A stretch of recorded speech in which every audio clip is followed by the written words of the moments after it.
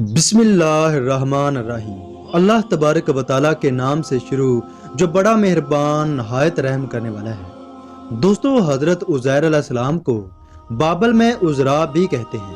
آپ علیہ السلام حضرت ہارون علیہ السلام کی نسل سے ہیں۔ آپ علیہ السلام کے والد محترم اس دور کے مذہبی گروہوں کے سردار ہوا کرتے تھے اور اس دور کے بہت بڑے عالم مانے جاتے تھے۔ بنی اسرائیل کے لوگ اپنی مذہبی رسومات آپ سے ہی سیکھتے تھے۔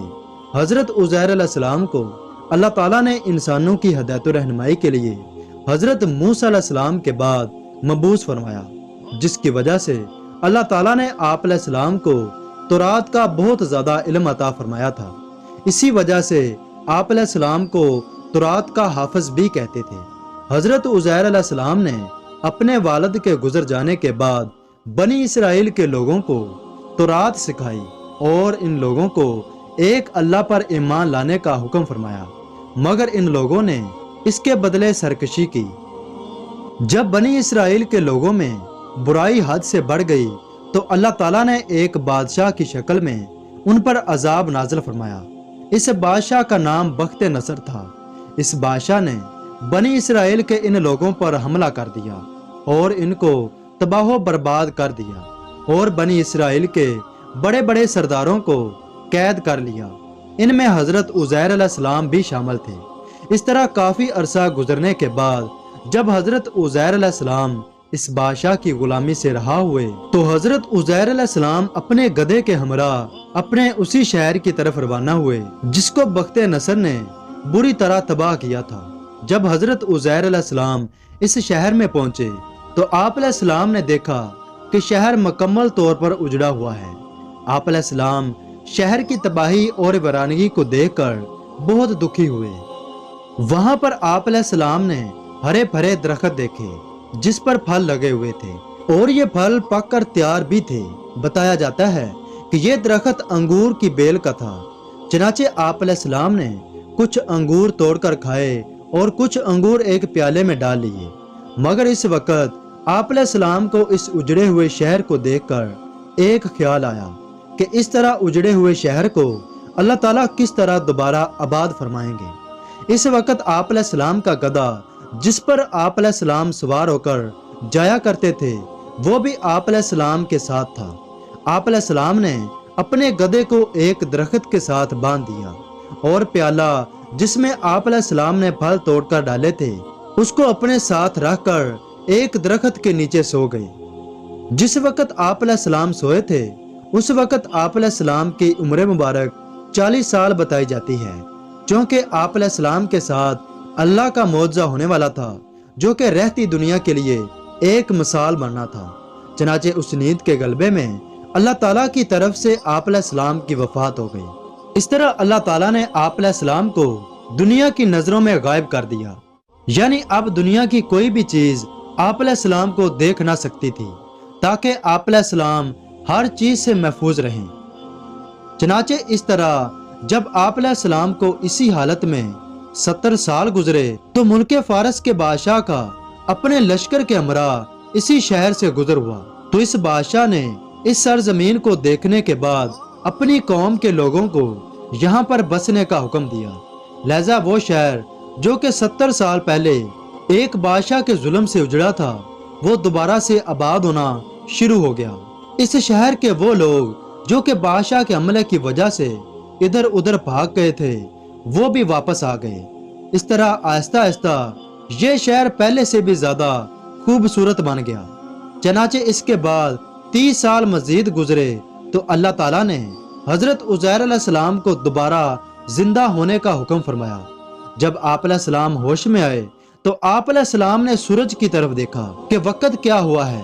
حضرت عزیر علیہ السلام کے خیال میں آپ سو کر اٹھے تھے، مگر جب آپ علیہ السلام نے اپنے گدھے کی طرف دیکھا تو اس گدھے کی مرنے کے بعد ہڈیاں بھی بکھر چکی تھیں۔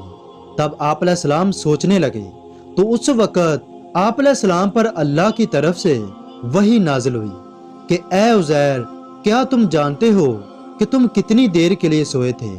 تو اس پر حضرت عزیر علیہ السلام فرمانے لگے کہ اے باری تعالیٰ، میں صبح کے وقت سویا تھا اور اب عصر ہو چکی ہے۔ تو اللہ تعالیٰ نے فرمایا کہ اے عزیر تم 100 سال تک یہاں پر سوتے رہے ہو اور آپ کو موت کے بعد دوبارہ زندہ کیا گیا ہے تاکہ آپ یہ جان سکیں کہ موت کے بعد زندہ کرنے پر اللہ قادر ہے۔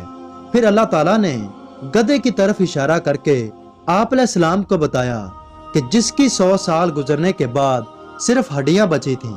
پھر اس کے بعد اللہ تعالیٰ نے اس گدھے کو زندہ ہو کر کھڑا ہونے کا حکم فرمایا تو اس گدھے کی ہڈیاں جڑنے لگیں اور اس پر گوشت آنے لگا اور وہ گدھا اللہ کے حکم سے زندہ ہو کر کھڑا ہو گیا۔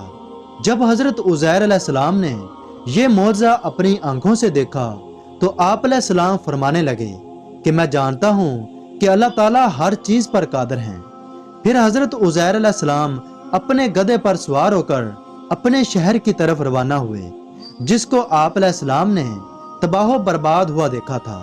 جب آپ علیہ السلام اس شہر پہنچے تو آپ علیہ السلام بہت حیران ہوئے کیونکہ یہ شہر مکمل طور پر تبدیل ہو چکا تھا۔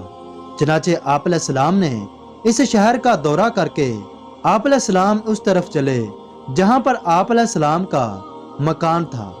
چنانچہ جب حضرت عزیر علیہ السلام اپنے مکان پر پہنچے تو وہاں پر آپ علیہ السلام نے ایک اباہج اور نابینا بڑھیا کو پایا جو کہ بہت ضعیف تھی۔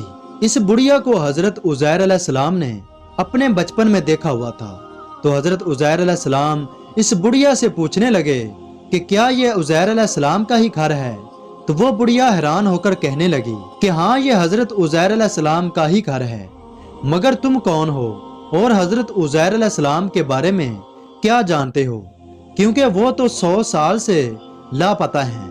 ان باتوں پر بڑھیا کا دل بھر آیا اور وہ رونے لگی تو حضرت عزیر علیہ السلام فرمانے لگے کہ اے بڑھیا میں ہی عزیر علیہ السلام ہوں۔ تو اس پر بڑھیا کہنے لگی کہ آپ عزیر علیہ السلام کیسے ہو سکتے ہیں؟ تو حضرت عزیر علیہ السلام نے بڑھیا کو بتایا کہ اللہ نے آپ علیہ السلام کو 100 سال کے بعد دوبارہ زندہ فرمایا ہے۔ جب اس بڑھیا نے آپ علیہ السلام کی باتیں سنی تو وہ کہنے لگی کہ حضرت عزیر علیہ السلام تو اللہ تعالیٰ کے بہت مقبول بندے تھے اور وہ اللہ کے حضور جو بھی دعا مانگتے تھے وہ دعا قبول ہو جاتی تھی۔ اگر آپ واقعی حضرت عزیر علیہ السلام ہیں تو آپ میرے حق میں دعا کریں کہ میں ٹھیک ہو جاؤں اور میری بینائی واپس آ جائے۔ چنانچہ جب حضرت عزیر علیہ السلام نے اس بڑھیا کے حق میں اللہ کے حضور دعا فرمائی تو وہ بڑھیا اللہ تعالیٰ کے حکم سے بالکل ٹھیک ہو گئی اور اس کی بینائی واپس آ گئی۔ جب اس کی نظر حضرت عزیر علیہ السلام کے چہرے پر پڑی تو اس نے آپ علیہ السلام کو پہچان لیا اور پکار اٹھی کہ میں گواہی دیتی ہوں کہ آپ ہی حضرت عزیر علیہ السلام ہیں۔ پھر وہ بڑھیا آپ علیہ السلام کے ساتھ بنی اسرائیل کے بازار میں گئی۔ بازار میں لوگوں کو اکٹھا کر کے بڑھیا کہنے لگی کہ اے لوگو میں گواہی دیتی ہوں کہ یہ حضرت عزیر علیہ السلام ہیں، اور آپ علیہ السلام کا 100 سال کا سارا واقعہ بھی ان لوگوں کو سنایا، مگر ان لوگوں نے اس بڑھیا کی باتوں پر یقین نہ کیا۔ اس مجلس میں آپ علیہ السلام کا بیٹا بھی موجود تھا جس کی عمر اس وقت 118 سال ہو چکی تھی۔ وہ کھڑا ہو کر کہنے لگا کہ میرے بابا کے دونوں کندھوں کے درمیان ایک نشان تھا جو کہ چاند کی طرح تھا۔ چنانچہ جب حضرت عزیر علیہ السلام نے اپنا کرتا اٹھا کر دکھایا تو وہ نشان موجود تھا، مگر لوگ مزید تسلی کرنے کے لیے کہنے لگے کہ حضرت عزیر علیہ السلام تورات کے حافظ بھی تھے، اگر آپ واقعی سچے ہیں تو ہمیں تورات پڑھ کر سنائیں۔ چنانچہ ان لوگوں کے کہنے پر حضرت عزیر علیہ السلام تورات بھی پڑھنے لگے، مگر ان میں سے اب تورات کے بارے میں کوئی بھی نہ جانتا تھا، کیونکہ بخت نصر بادشاہ کے حملے کے بعد تورات کو بھی چھپا دیا گیا تھا۔ تو اس وقت ایک آدمی کھڑا ہوا اور کہنے لگا کہ میرے دادا کہتے تھے کہ جب بخت نصر نے بنی اسرائیل پر حملہ کیا تھا تو اس وقت اس نے تورات کی ایک جلد کو ایک درخت کے نیچے دفن کر دیا تھا۔ اگر آپ وہ جگہ بتا دیں تو ہم تورات کی اس جلد سے یہ پتہ لگا سکتے ہیں کہ آپ تورات کو صحیح پڑھ رہے ہیں یا غلط، جس سے ہمیں یہ بھی پتہ چل جائے گا کہ آپ حضرت عزیر علیہ السلام ہیں یا نہیں۔ چنانچہ جب ان لوگوں نے तौरात की इस जल्द को निकाल कर देखा तो इस पर बिल्कुल वैसे ही लिखा हुआ था जिस तरह हजरत उज़ैर अलैहिस्सलाम ने तौरात की तिलावत फरमाई थी।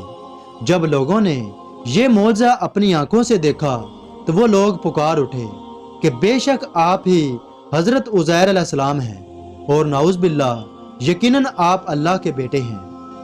दोस्तों, हम उम्मीद करते हैं कि हमारी ये वीडियो आपको पसंद आई होगी, इसलिए अपनी राय का इज़हार कमेंट बॉक्स में ज़रूर कीजिएगा।